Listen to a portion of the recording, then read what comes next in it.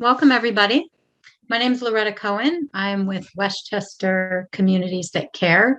We are a local nonprofit that's dedicated to improving outcomes for youth. And we're pleased to be partnering with the Westchester Area School District and Mainline Health to bring this presentation today. So grateful to our presenter, who I'll introduce in a moment. I did want you to know that our organization is a coalition-based model, meaning the idea is that we bring together all sorts of sectors of the community to work together to improve outcomes for youth around mental health and around substance use, around violence, anything that would prevent a young person from being happy and healthy as they mature and grow. So we know that parents will always be the biggest advocates for their children. So we're thrilled to do the Parent Speaker Series and partner on programs like this. We want you to know that there are 140 people registered for tonight's session. So while you are at home in your household alone with your families, with whatever brought you to this tonight, you are not alone. There's a lot of people who are interested in this topic. Our next session is going to be on October 19th, and that topic is mental health and technology, exploring the connection between those two things. We also think that's going to be very interesting to a lot of families. We're also very curious to find out what else you want to hear about. So we have a Q&A feature in the webinar tonight. That's private. No one sees that except for Mary Beth, Allyson, and myself as the presenters. So we'd love to hear from you on what other topics you would like to hear about when we bring in more speakers. If you're a teenager who's joining us tonight, tonight's topic is for both parents and teens. So we thought we might have some teenagers in the audience. We want you to know about an organization that we support called Westchester Thrive. That's run under the auspices of our nonprofit organization, and it's a club for teens. Their mission is to build a community of thriving teens. So we encourage you to check them out. They're actually going to be at the Ruston football game this Friday night, and their Instagram page is at WC Thrive, and their website is wcthrive.org. All right. I want to introduce you to our speaker tonight, Allyson Hotz from Mainline Health. She is the mother of 3 grown daughters, and she enjoys sports, fitness, mindfulness, meditation, and working in her garden. But she comes to us tonight because she's a health educator with Mainline Health, Community Health, and Outreach Department. She's been doing that for 15 years, teaching many aspects of health and wellness to varying segments of the community. So welcome, Allyson, and thank you so much for joining us. Hi, well, thank you for having me here. It's very nice to be able to reach people through this platform. It's been quite a couple of years, and people have had to make a lot of adjustments in how we get together and what we do, and obviously a lot of things probably affecting our emotional health. But thank you all for coming along and being patient with us until we can meet again together in public, which we love to do. Get out and be with people, really talk about these things and share. So we would encourage you to share this among yourselves, your family, and your friends, as we would if maybe we were together. So I'm going to take you through the program. There is a Q&A button at the bottom. So if you have a question at any time, please put it in. We'll look to answer most of them at the end of the presentation. But if there's something that we see that pops up, I may get a cue to answer that question. But sit back, relax, and let's talk about how we can be emotionally well. We call our program "It's Okay Not to Be Okay." And interestingly, I recently heard someone from the Olympics use this very title and talk about some of the struggles that the athletes were having this year. So it really is a timely topic and something that's coming much more to the forefront. So what does it mean to be emotionally healthy? Today, we're very tuned into our physical health. we know a lot about how our body feels. When we wake up, we sort of do a check-in. We know how we feel. What's our workout routine going to be today? But we are also more in tune actually with our nutritional health. We hear a lot about different types of diets. Are we supposed to be eating plant-based foods, but healthy weights? We talk a lot about our our nutritional health as well. But do we really talk about our emotional health? What happens when someone says to you, "Hey, how are you doing today?" I mean, how are you likely to respond? You probably say something nice, but what if something a little heavier is on your mind? Are you able to say that? Are you able to come forward? Are you able to say, "Hey, my little brother's really bugging me. He ate my Pop-Tarts this morning and it's making me really angry." Is that what someone might say? Or even something deeper like, "Well, my grandmother passed away last year and I really miss her today." We're getting there. We're getting there. We talk about our diets, our other types of being, but not necessarily our emotional well-being. So there are days when we feel completely put together, and there are other days when we really feel like we're not doing okay, and that's what we want to talk about. So knowing how to manage your physical and nutritional health, your spiritual health, and your emotional health is what we talk about for overall well-being. So how does being emotionally healthy look? Let's look a little at that. Well, it means you have an awareness of your feelings. We know basically how we're feeling. We have a thought about it. We have an idea. We're aware. And how do we manage that? How do we manage those feelings? Well, what we can do is, reframe our thoughts, change the way we're looking at something, and we'll talk about that as well. But we need to be able to manage our thoughts. And acceptance. We need to accept the limitations of who and what we are and what we can do to help others and what we're capable of ourselves. We need to accept the feelings of others as their own and with empathy. We also want to be positive and enthusiastic about our life and kind of show that to other people. And one can cope effectively with stress in healthy ways. There are lots of ways to do that, and we'll talk through that as well. You need to be able to reach out and seek support. This can be through your family, through your school, through therapists, friendships, and really friendships and relationships are a very important part of our life. And so when you're emotionally healthy, you're able to take on new challenges. You can deal positively with conflict. You can accept what is our part of a situation and what is not our part of that situation, communicate more effectively, and actually take responsibility for one's own actions. And when we are able to do that, then we're really in a very healthy place in our minds. So let's do a check-in. It has been a really difficult year and a half, and I'm sure a lot of you could share stories with me of what the pandemic has done and changed for you. Basically, though, it's really put us in a place of not being in tune with ourselves. And we've had a lot of different feelings. So let's take at a couple of words here. You may find you have felt all of these, many of these. You may have some different words, but we've gone back and forth between a lot of different emotions. And we don't necessarily realize that some of what we're feeling, we may have received some cues from our bodies or our emotions, but we didn't know. We didn't know what they were. We really weren't able to look at those signals the way we do, for example, when we're hungry. But we've had a lot of different things going on at any point in time. And you may use different words, but these are a great list of words that we've gathered over the time of talking to people. And again, just knowing that there are many emotions and you may feel a lot of them at different times. So we're going to do a little activity here together.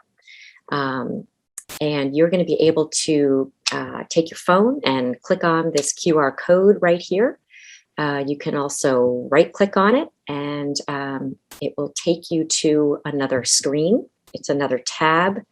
Or again, if you have another device and you're doing it right with your phone, that's awesome. And we have also put the link in the chat if you want to click on the link in the chat. Great. So basically what we want to do is think of something that's made you not okay this past year. And how did it or how does it make you feel? What's an emotion you can come forward? And what have you done to make yourself feel better? Have you been able to make yourself feel better? So let's just take a couple minutes and see what you all can come up with, and we're going to share that together.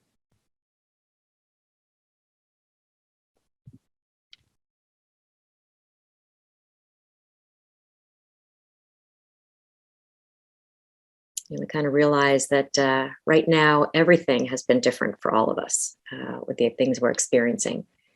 And we have cues that let us know, for example, when the battery is going to die. But we don't necessarily understand the cues that are letting us know that we're really not okay. And that's something we really want to share with you tonight.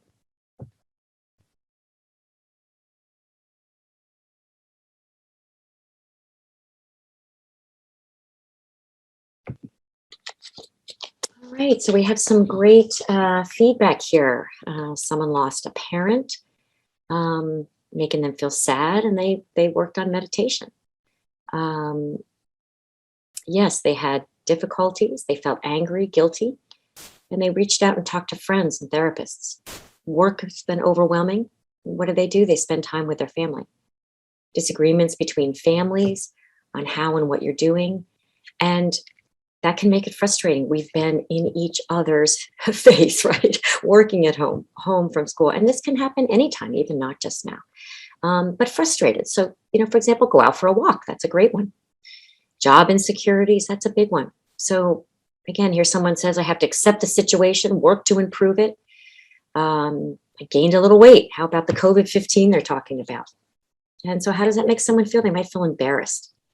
They start eating healthier, focus on exercise, and try not to be too hard on themselves and take one day at a time. I think you could come teach this course. Thank you. Trying to manage virtual school. Really hard to do, really hard, all different learning styles, not always the best way to be. Not being able to see your friends makes you feel sad and lonely. So you had to reach out and do other things that make you feel better. That's a great, great idea. This whole lockdown and COVID has made people feel very alone. That's a good word, overwhelmed. We listed those. Talking to friends and family. So I think these are great ideas. These are some big words. People have been sad, devastated, frustrated, angry.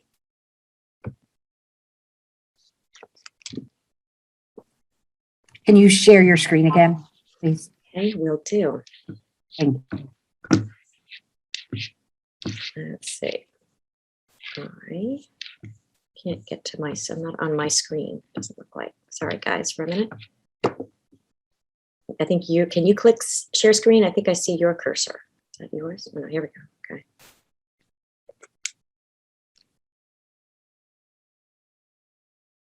Okay. Got it. Excuse me, everyone, for little technical difficulties. All right, we got it. This is my learning curve too, so we're going to keep moving along. So how do you manage your feelings and how do you express them? How do you choose how you behave? These are really important skills to learn. So at times we feel like what we're doing is really affecting how we're acting. So you want to manage what you're feeling in a way that lets you step back and begin to understand, what you're feeling. Sometimes we can experience things that are complete misunderstandings. We assume something about somebody. We think we know what they're saying, but we don't. Sometimes people do things intentionally. We have to be able to know the difference and step back and take some time to manage and choose how you're going to react to that situation and manage those feelings. Take some time to respond. And how to express your feelings. So how do you feel about what's happening to you? Is there someone you can go to, someone you trust? It can be a family member, another relative, a more distant relative, a good friend, a teacher, your counselors at school. You can also be journaling and just talking to yourself, although it's great to reach out to others because you tend to get more feedback. But you want to consider how to deliver those feelings. How do you say what you want to say? And somewhat you've probably learned this in school. We talk about the I feel language. Talk about how I feel at this moment, not what you are doing or pointing your finger at somebody else. And again, you want to consider how you deliver your feelings without blame or judgment. You just want to state the situation. So have you ever watched a toddler having a complete meltdown in the store? And you think, oh my gosh, they're doing this because they can't get what they want, right? You make an assumption. But other factors might really be able to come into play. And if we were together, you'd probably be saying these out loud. What about if that child was hungry? What about if they were tired? And maybe catching a cold. That can be happening to any one of us. So have you ever noticed how your physical feelings can really impact your emotional feelings? So you want to be aware of that, right? Maybe someone you know, and maybe you are just really hangry. That's a new big word. That's a lot of fun. So we're going to use this tool, and this is something we're going to send some things home to you so you can do these yourself together with your family. So this is a fun one called Fab Statements. And basically it's I feel, and that's an emotion. About, that's the situation. You have to be able to identify the situation. And because, what are the reasons? What are the reasons for what you're feeling? So this is something you can print off numerous amounts, have them around, pull them out when you're not quite sure how you're going to react, and put in what you feel. Think about a situation you had. How about, I feel really sad because I didn't have a prom last year, or there was no homecoming dance. And why? Because I'm disappointed. I missed out on something and I'm not sure what to do with how disappointed I am. So there's just an example, but it's a great little tool that we're going to send to you. And you can take these Fab statements and think about them in your mind anytime you're trying to frame this emotion that you're feeling. So emotions and stress. So what is stress? I mean, it's really different to each and every one of us, but basically, it's when our bodies, we feel overwhelmed and challenged by a situation. But it's known that generally we have the same physical reactions. And most people could say our heart starts racing. We start breathing faster, or you say hyperventilate. Maybe you have sweaty hands, or you start sweating and breathing too fast. So have you learned about the term, the fight or flight syndrome? You probably had it back in some of your biology classes, but there's a definite reaction. It's a part of our nature as who we are as humans. We see it in our pets as well, but it was something that's part of us back when the cavemen were trying to figure out, should I go fight with that lion or should I run away? You had to make a split-second decision to survive. So it's really part of who we are. So experiencing stress is a very normal part of our life. It's when you get up every day. It's something that to get us out of bed. Some stress we need. We need to get ourselves motivated, to get ourselves moving, and maybe to set some deadlines. But too much stress, something that feels overwhelming or challenging, can be a different story. And if we don't manage our stress in healthy ways, it begins to take over our minds and our body out of proportion, maybe even to what the original stressor was. So let's talk about the stages of stress. It's a little bit scientific again, but it's really something to think about because you have to stop and be aware of what's happening to your body. So the alarm phase, this is when you actually become aware of the stressor. Your heart rate goes up, your breathing goes up, you start sweating a little. Then you try to resist a bit. You're trying to process what's going on. You're trying to make a decision about what you're going to do about this situation. So you'll start to resist. And then you may get into a possible recovery. You begin to calm down, or maybe you don't. Maybe the symptoms and feelings you're having are growing larger. So when we become overcome by a stressor, we don't have the ability to adapt, or we may adapt to a place that is not really a healthy place. So you really want to look at your ability to adapt to something, because then what happens, we get into burnout.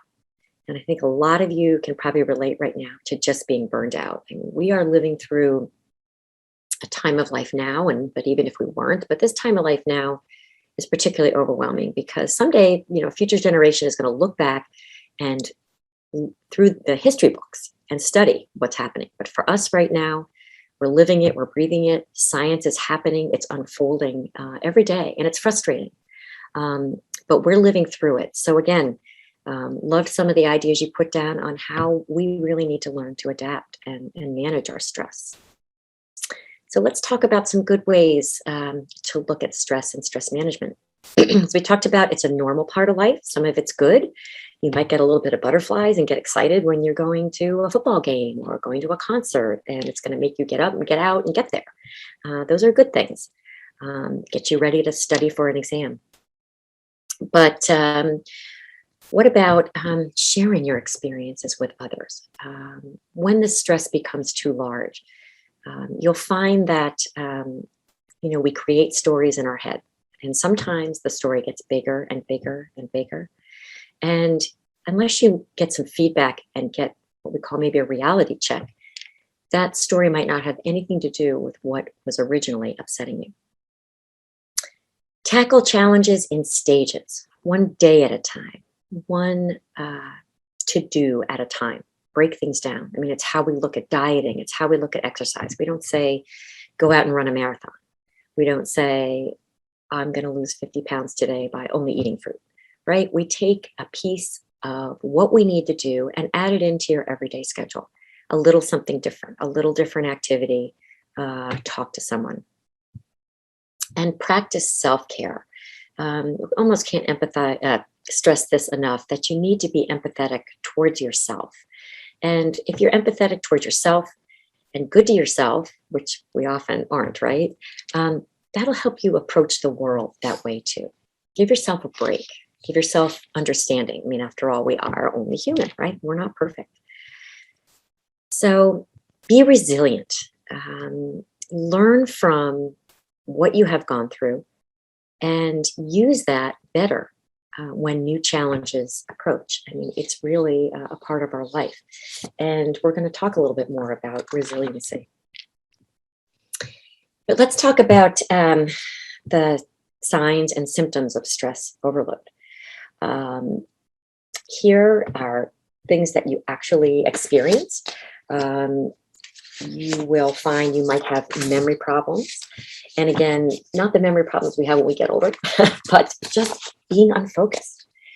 How about your inability to concentrate? You can't focus on any one thing because your mind is spinning. You're using poor judgment. Did you maybe go out and choose an unhealthy option to calm yourself down? Or say something in the middle of a tyrant that you might not have said and you can't take it back? Again, doing something that you might not have done if you weren't so stressed. How about seeing only the negative? That is a big part of our life, because isn't it true that the negative tends to grab us and takes hold of us almost more than a positive? They say it can take like 3 positive things to overcome a negative thought. So again, be aware. And anxious or racing thoughts, keeping you awake, upsetting you, and causing all these other things to happen. What might your body be feeling? How about headaches, stomach aches, stiff neck? You're having trouble sleeping or eating properly, and that means you might be sleeping too much, eating too much, and those aren't going to make you feel very good in the long run. So those are temporary things you might start doing when you're feeling stressed. And for parents and for friends, for anybody, look for this in other people.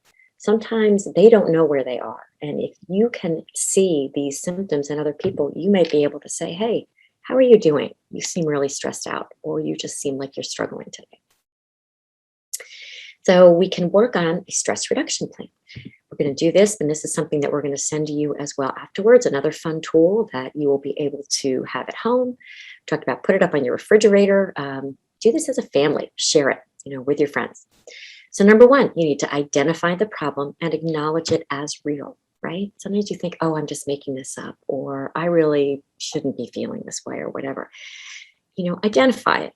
Say, this really is bothering me. Make decisions about what and how to change what you are currently doing. So with some of the ideas that you shared before, someone overate, someone didn't exercise, someone was lonely. So make a decision about how to change that. Get out and do something different. Again, a little bit at a time. And then importantly, you want to continuously evaluate if your change is working and if it's helpful. So what you chose, is that working for you? What if you chose, I'm going to join a new team. I'm going to start a new workout, and you find you're exhausted or you're hurt or you're really stressed out because of the new activity. So again, reevaluate, think about it. Is it the best one for me? And go through this cycle. Go through this cycle again and again, and you really are going to start learning how to reduce your stress. And just as an important tip, surround yourself with positive people and activities. It's very easy right now to turn on any news station at night and get the same story over and over and over again. You may find you're somewhere and the conversation is over and over again. So be the one that helps reach out to positivity and looks for a positive place. And again, you'll be getting a fun tool that you can work on at home. So why don't we take 1 minute? I'm going to call this the 7th inning stretch. Why don't you take a moment and stretch your arms, do something, take a deep breath, shake your head a little bit side to side. We've been talking about a lot of great things. Wiggle your feet around. And while you are, just listen to this for a minute. It's a great quote. On the other side of a storm is the strength that comes from having navigated through it. Raise your sail and begin. So take on that challenge. Go ahead and move through it. Everybody's had a little chance to stretch. Got the blood moving again. We're going to move on. So what does resiliency really mean? There's been a lot of talk about resiliency these days, right? These TED Talks, there's books, all kinds of things. And what does it really mean?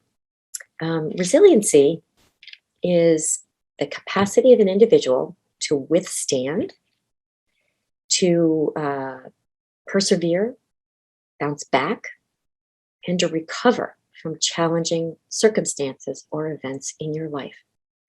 So you're withstanding, you're bouncing back, and you're recovering. And as a good tip, resiliency is something that is learned. And when you hear any of these talks, read any of these books, and think about it, it really is true. It's not necessarily the first way we react, but it's a way we need to learn to react, and a way that we can really feel better about how we go through life. So just like a sports or a hobby, it's something you need to work on. And that's where there's courses like mindfulness or yoga, where they really work on helping you even just focus in on your thoughts and accepting them.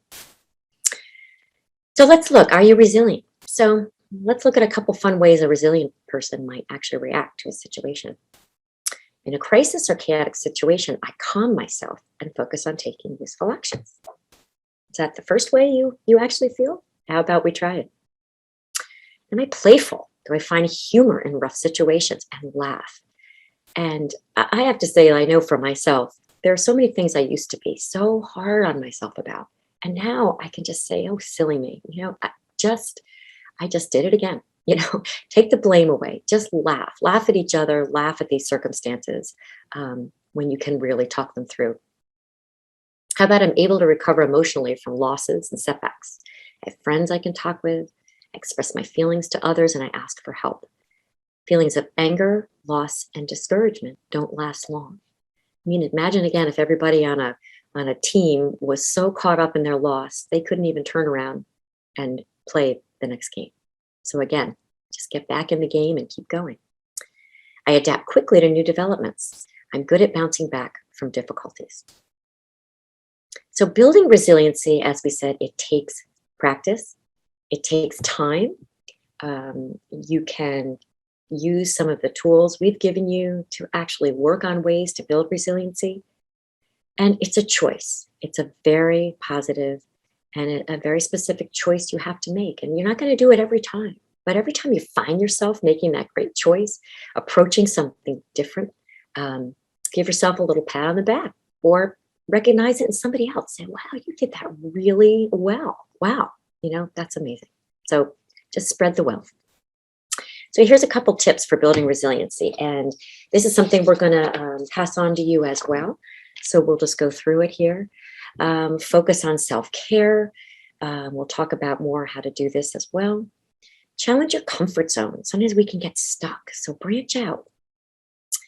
Take strategic micro breaks, just like we just took a minute to clear our mind, know when to step away from something, know when to count to 10 or take deep breaths, and know when to walk away from something.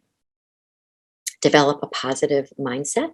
It's easy to become negative and be the one that others don't want to be around, right? You want to be that person that people want to be around. Connect with others. We have had to do that in more creative ways and have it feel like it's enough. Learn. Be curious, but be careful with this, because what sources are you choosing for your learning? There are so many out there today, and it is a real challenge.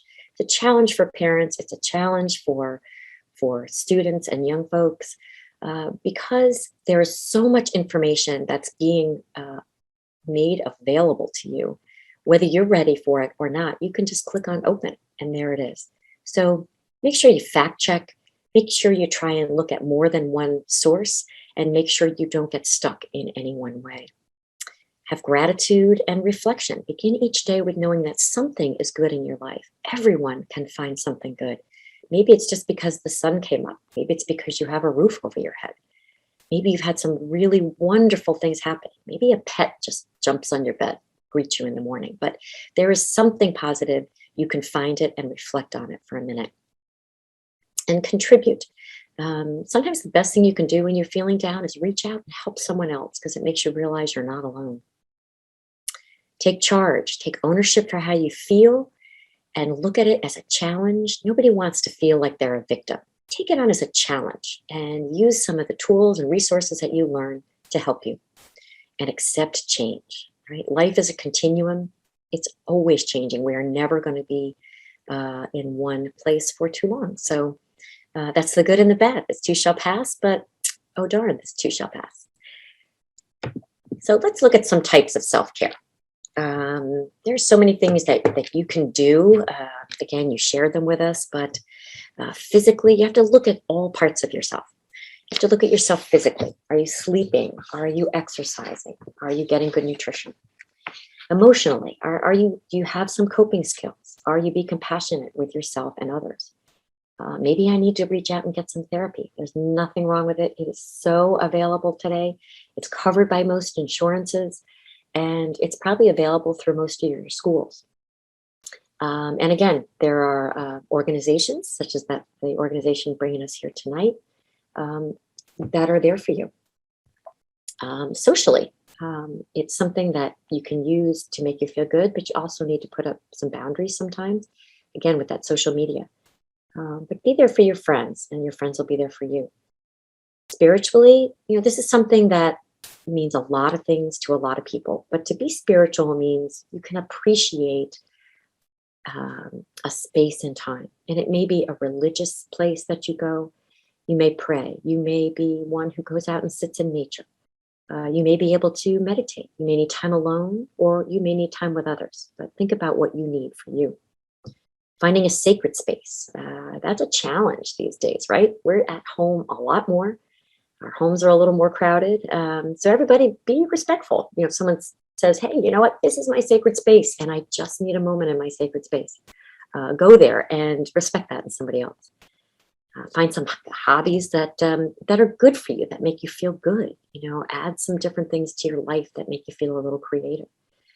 Again, make your home a wonderful environment. And parents probably love to hear this, and kids maybe not so much, but make your environment clean. Take some time. If you organize the things around you, then you have a chance to sit and reflect and make that your sacred space. Financially, it's a tough financial time. Some of you mentioned that. Things have changed in the last year or so for a lot of people. So the best point is to make a plan. Make a plan, sit down, look at what works for you, and reach out if you need someone to help you with some planning. And work has become something that we can do at home anytime. Even before the pandemic, we're more and more available through our devices. And that holds true for social media, being on your phone up until bedtime. So you really need to set up some boundaries. You need to end your work day. You need to end your social media day. Take those breaks. Take time to reflect. Spend time with each other and just unplug. So before we do this, I think we're going to do a polling question. I'll go back here. Let's see if we want to do that a little bit. Sure, give me 1 second. We are just opening up the poll now. Right. We're just trying to get a pulse as how helpful you feel a meeting like this is. So I'm launching that now. If you could just take a minute and answer 1 to 5, 1 being least helpful, 5 being most helpful. And I appreciate all the people that are going on the poll. Thank you. It really does help us. It helps us know how to do these programs better, what information is meaningful. So we really appreciate your feedback. And I can keep this poll open, Allyson, while you go to the next slide. Okay.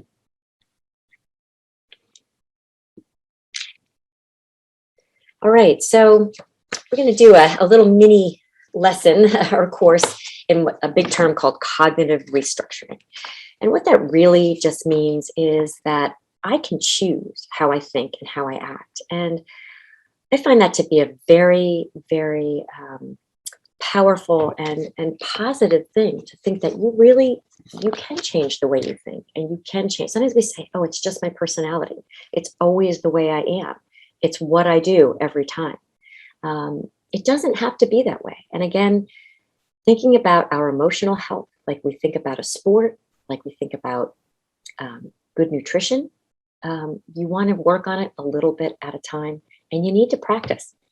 But let's look at some examples here of what might be a way we could restructure some of our thoughts.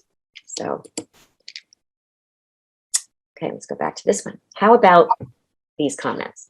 I always, I should, I never.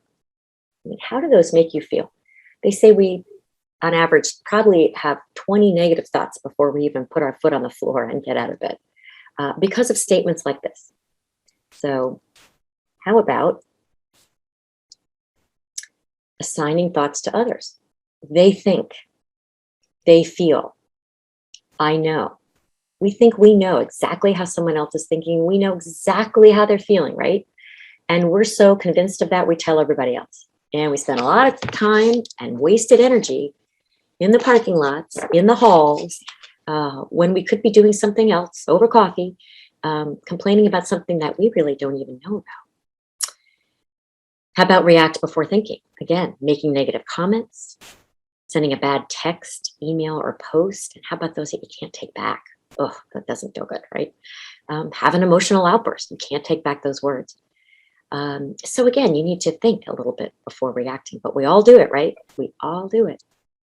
So let's look at some ways we can catch automatic thought patterns. And this is what we call cognitive restructuring. I cannot read minds, right? As human beings, we really cannot read each other's minds. And it's really not fair to do so for someone else. How about I accept responsibility for my own action? There's probably nothing that takes the wind out of the sails of a bad situation than saying, all right, I'm sorry, this is what I did. This was my part. Like, oh, wow, I'm sorry. We tend to want to push all that away, blame everybody else for what's happening to us. It's everybody else's fault, and don't even realize that we're doing it. But again, it's an amazingly refreshing thing to do, to say, wow, I did that. How about I'm not the center of someone else's thoughts? So when we're having these troubling thoughts, they are the center of our mind, right? But on average, it's not what someone else is thinking about, right? They have a lot of things on their mind. And you might see somebody that walks by you without looking at you. Someone may not send emojis back to your text, and you get upset. Someone doesn't answer your email. And what we need to realize is they may be busy. They may be hurting today and aren't reaching out to anybody. What might they be going through that I need to know about before I blame them for something?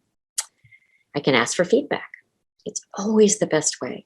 Talk to somebody, figure out a way to talk to each other, pass notes to each other, do something, but get some feedback, because that's what we need to keep these stories in our mind from spiraling out of control. I can choose how I think and how I react. And again, it's just like I can choose how to bounce this basketball and put it through the hoop. I can choose how I'm going to do this next dance routine.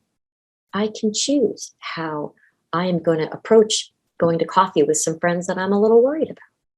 We can all make that choice. We can make that choice as a family. And we can share together as a family and really be able to learn from these. We talked about that's resiliency, right? It's coming through situations and emotions and learning about them and using them the next time you go through these situations. So here's some things to remember. It's okay not to be okay. So be aware of your emotions. And that's a very important thing. You want to also ask for help. You are not alone. Be kind to yourself. Practice self-compassion and self-forgiveness. Empathy towards yourself. Be kind. Be kind to yourself. That's what comes first. And manage the stress in healthy ways. There are a lot of options out there for us that won't help our stress. They might bring on sadness, addiction, weight gain, loneliness, feelings of fatigue. So pick healthy ways. Go out for a walk. Get together with a friend. It's amazing. Our own body does know how to produce these endorphins that make you feel well. You get out and you get your heart pumping. You get excited about something. And our body has a natural way of making you feel a little better. Build up your resiliency. Use the tools that we're going to send home with you. Go through these activities together with one another and try them. And try them like homework. Try them, make them a part of your daily routine. Just like you have your coffee in the morning. Maybe you pull out one of your little papers and go through the activity and see how you do. And most of all, practice self-care. Be good to yourself first. Know what makes you feel good. Know what makes others feel good. Choose healthy things and be very easy on yourself. It's what we really need to do these days. So again, thank you so much for having me here tonight. We love to get out and work with people on making healthy choices in their life. And it's been really nice to see you in the way that we can see you. And always happy to answer everybody's questions. So we're going to look at what's been put in the Q&A section and see what we can do. So we have one question in the Q&A right now, and it says, can you give us ideas on how to positively deal with disappointments and setbacks? That's a very good question. And I think the first thing is to, number one, we talked about, I missed my prom, or, something happened that made me sad. Again, identify it. Take ownership that this makes you feel bad. It's a disappointment. And understand that it's probably not going to change, but more what you can change, again, is how you react to it. Give yourself time. It's okay to feel bad, right? It's okay not to be okay. That's the point of this. But again, if you're resilient, you don't want that sadness to hang on too long. You don't want those bad feelings to take you over, and learn from it, because, I don't know, fortunately, unfortunately, we have disappointments all through our life. And the sooner you learn to deal with disappointments, the stronger you're going to be going forward. And I think a lot of you young folks who had a lot of disappointments are going to be amazingly resilient going forward. I think you're going to be awesome. That is the only question that we put in our Q&A. You must have covered it all in the presentation. Okay, great. So again, Can I real quick, I'm going to bounce in here real quick. Just as a parent who has gotten this thing wrong a couple of times, one of the best things I think parents can do for teens who are struggling with a disappointment is to do the same, is to acknowledge it as real. What Allyson was just saying, for a person to do for themselves, it's amazingly empowering if a parent hears a child struggling with something and can acknowledge out loud how real that is for them. Sometimes, we can try to get them to too quickly take everything in perspective, right? As a person who's 40 or 50 years old, our perspective is going to be different than theirs. So it can be really, really beneficial when those things are coming up for your children to acknowledge that reality for them. Say it out loud. Yes, it's disappointing. Yes, and not a but. No but after it. Just, yes, it's disappointing. Yes, that's sad. And then leave that be. Let them have that for a little bit. That's it. No, that's As I said, I've messed that one up a couple times myself. So. Absolutely. we all have, and we learn from it, right? And just share it. Yeah. I think that's really important because we are all human. And take the opportunities. Little handouts are going to come to you. You can again work on your Fab statements and looking at your disappointment. And sometimes it might be you pick up something new. Something has been disappointing. You have missed out on something. But again, we said step out of your box. Find something different to make you feel good. And take the time. Look at these and how do we think? Think about something that happened to you that was disappointing. What was your reaction? Write down your reaction. What is your reaction? How does it make you feel? When you're disappointed, do you cry? Do you get angry? Do you isolate yourself? Do you get lonely?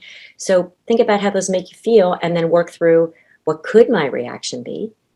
And it could be, just as Loretta was saying, this stinks. I mean, it doesn't feel good. And I am disappointed, but it's not the end of my life. And what could your reaction be? Just that. I'm going to take on something new to make myself feel better, to bring me a new memory to replace the one I feel disappointed about.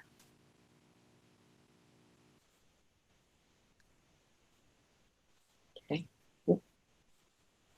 So again, really quick, everybody, if you can take a minute to answer that polling question, I'm hoping that's still up.